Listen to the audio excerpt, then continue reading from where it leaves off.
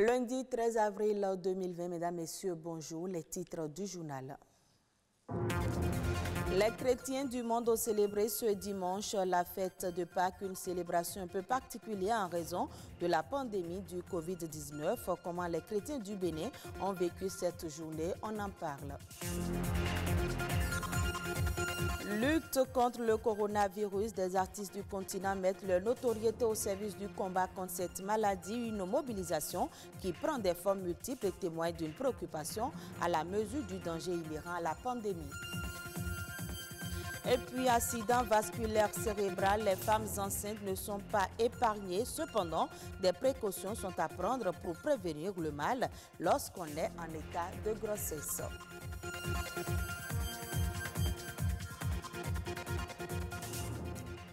Célébration de la fête de Pâques en période de crise sanitaire, à quoi cela peut-il ressembler alors que l'interdiction d'ouvrir les lieux de culte n'est pas encore levée? Les chrétiens ont à leur manière célébré la résurrection du Christ. Pour les fidèles et dirigeants de l'Église, c'est une question de foi. Rodrigue Babagbeto nous en dit davantage dans ce reportage.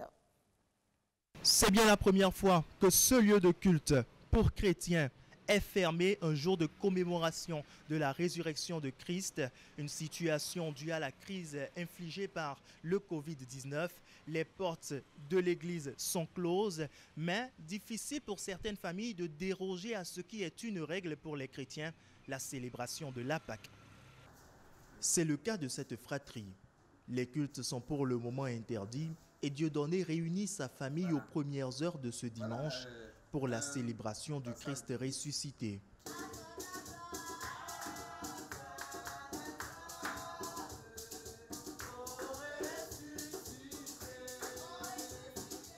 Au programme, un culte en bonne et due forme. Le repas du Seigneur est partagé et même les offrandes prélevées après l'exhortation du jour. Et je voudrais intituler cette exhortation ainsi: se cacher, un repli tactique pour remporter la victoire. Chaque famille est cachée dans sa case, dans sa chambre, dans son appartement. Nous nous sommes cachés ici. Cette façon de se cacher peut ressembler à une défaite. Mais lorsque je reviens à ce texte où Dieu a demandé à Israël de se cacher parce qu'il voulait agir. Dieu voulait agir en leur faveur. Puisqu'il faut se cacher, les bergers ne laissent pas les brebis orphelines en cette période. Des mesures sont prises pour assurer le suivi des cultes depuis chez soi. Les prédications sont enregistrées, les enseignements sont enregistrés et chaque dimanche, en ce moment, il y a un message qui passe sur YouTube et sur Facebook, sur Instagram donc, et sur WhatsApp. Les chrétiens peuvent toujours se nourrir à travers ces éléments. Sur la page YouTube, 147 followers et 150 vues pour ce message pascal.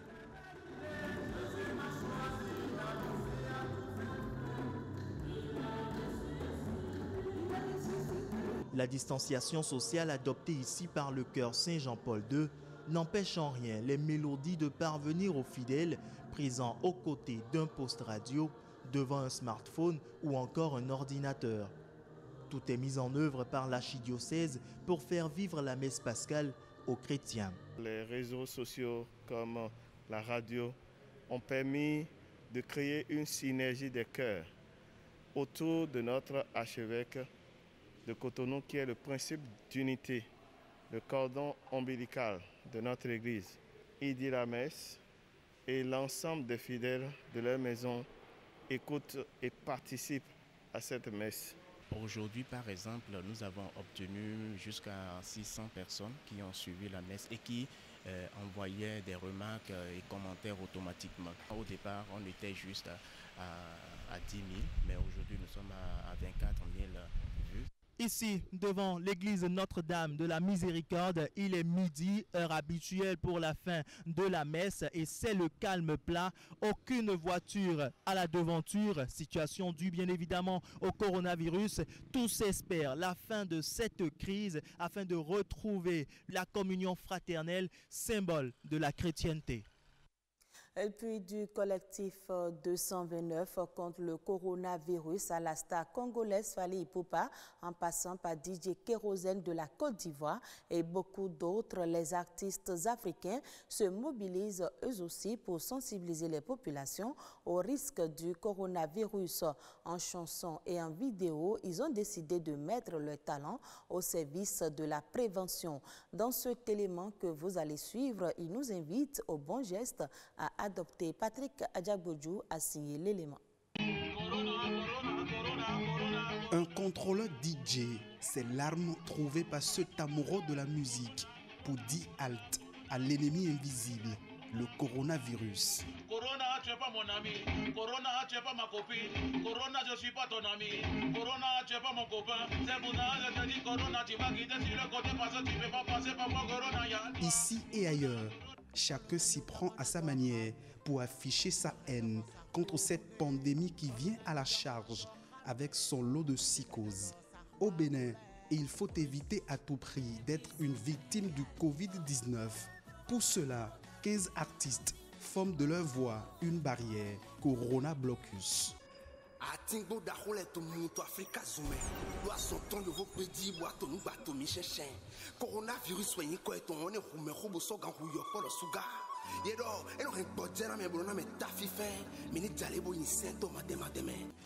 Si t'as de la fièvre, la toux sèche, t'éternues, tes yeux te grattent, sache que ce sont des symptômes. Ndani Gani apporte aussi avec fierté sa pierre à l'édifice. En tant qu'artiste, ça fait un plaisir de participer à cette chanson de sensibilisation puisque je me dis que quand même c'est la meilleure manière du moins d'atteindre la population. Fati a l'aide également de sa plus belle voix sur les gestes à éviter.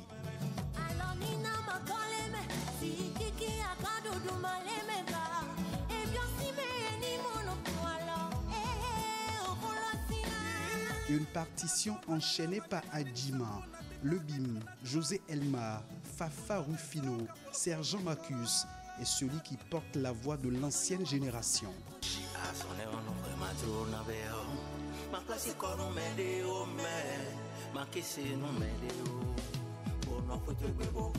Je suis conscient que cette maladie s'intéresse d'abord aux gens du troisième âge. J'appartiens à cette génération. Donc j'ai besoin de sensibiliser les miens. Il faut que tous ceux qui sont de ma génération se sentent concernés. Pour que le coronavirus ne fasse pas des morts en cascade, beaucoup d'autres artistes africains font de la prévention. Respectons les consignes d'hygiène données par le gouvernement.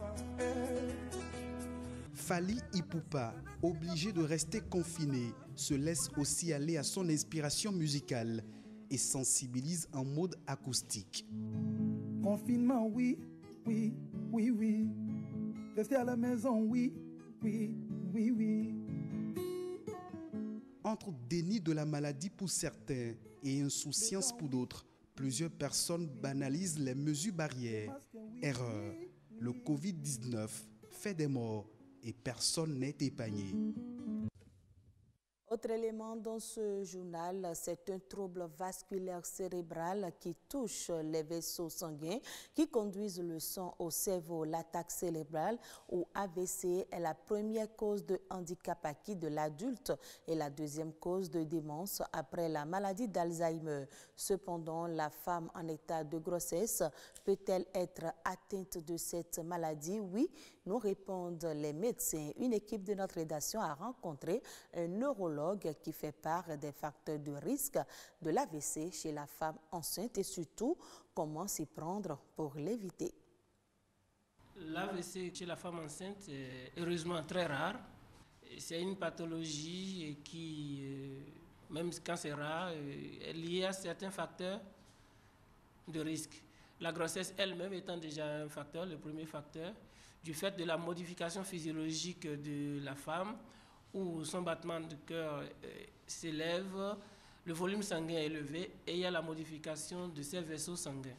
Il y a d'autres facteurs qui sont liés, qui sont propres à la grossesse qu'elle porte, tels que l'hypertension gravidique, la prééclampsie, la prééclampsie, c'est défini, hein, c'est lorsqu'une femme a une tension artérielle et dans ses urines, on trouve qu'il y a de la protéine. Et puis, il y a l'éclampsie, et qui est une complication de la prééclampsie, une femme qui a une tension où on trouve les urines et qui fait les crises épileptiques. Par exemple, lorsque vous avez une éclampsie, ce n'est pas l'AVC qui serait la cause du décès fœtal, ce serait plutôt l'éclampsie. Et d'ailleurs, dans la prise en charge, lorsque l'AVC vient, il faut maintenir la tension normale pour éviter que le bébé soit hypoperfusé. L'AVC n'est pas une fatalité pour la femme enceinte. Et lorsqu'une femme enceinte a les facteurs de risque que je viens de citer avant de tomber enceinte, ou lorsqu'elle est enceinte, elle a une prééclampsie, une HTA gravidique ou une éclampsie, qu'elle se fasse bien suivre par son obstétricien pour éviter cette complication qui est l'AVC, qui est très grave lorsqu'elle survient. Elle rêve d'avoir un bébé présentable et souvent même de teint clair.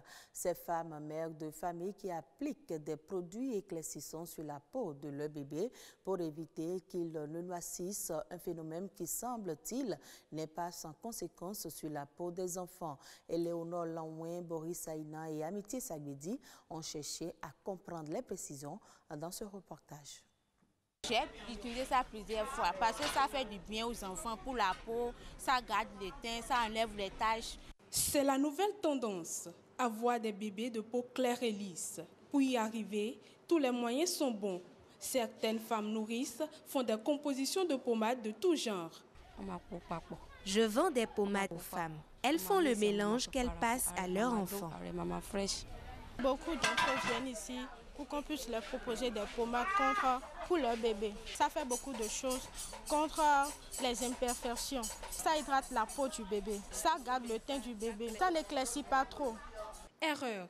Le mélange de ces différents produits contiendrait des substances qui peuvent s'avérer nocives pour la santé du bébé. Le bébé qui naît tout rosé donc, va commencer à apparaître au bout de la première semaine de vie, va commencer à prendre des traces de pigments. Il va commencer à noircir, si je veux utiliser ce terme-là. Et donc, les mamans vont se dire, pourquoi mon bébé ne reste pas rosé? Eh bien, les mamans vont commencer à chercher des procédés pour enrayer ce processus de pigmentation qui est un phénomène naturel, qui est un phénomène physiologique. Et donc, c'est la recherche donc, de ces concoctions, ces décoctions, que, en général, on se retrouve dans les marchés à voir des femmes acheter des substances qui peuvent contenir des antibiotiques, qui peuvent contenir donc, de l'hydroquinone, qui peuvent contenir des corticoïdes, qui peuvent contenir des acides de fruits et qui peuvent contenir des substances même qui sont cancérigènes à la base et qui ne sont pas tolérées normalement dans les pays où la réglementation cosmétique est vigilante. Des substances cancérigènes qui empêchent le processus de pigmentation du nouveau-né. Les conséquences sont souvent dramatiques. Ce sont des médicaments qui sont introduits au niveau donc, de la surface corporelle du nouveau-né, qui vont pouvoir pénétrer et ensuite, étant donné que les organes de l'enfant sont encore immatures, vont aller donc alors créer en général des intoxications. Les plus importantes sont l'intoxication au mercure. Et puis, vous avez également des intoxications qui peuvent entraîner des insuffisances surrénaliennes ou des insuffisances rénales chez le nouveau-né. Et alors là, dès que l'enfant va passer le cap de 9 mois, où il n'aura plus les anticorps maternels, vous allez voir donc la prédominance d'infections de toutes sortes, des infections virales, des herpès, des infections bactériennes, d'accord, des infections au staphylocoque, des infections parasitaires, les infections mycosiques, les champignons. Avoir un bébé physiquement présentable est sans doute le rêve de toute femme gestante. Cependant, appliquer des pommades sur la base des combinaisons sans orientation d'un spécialiste constitue un éventuel danger que doivent éviter les mamans. Et voilà qui vient mettre un terme à ce journal. Mesdames, Messieurs, merci à vous de nous avoir suivis.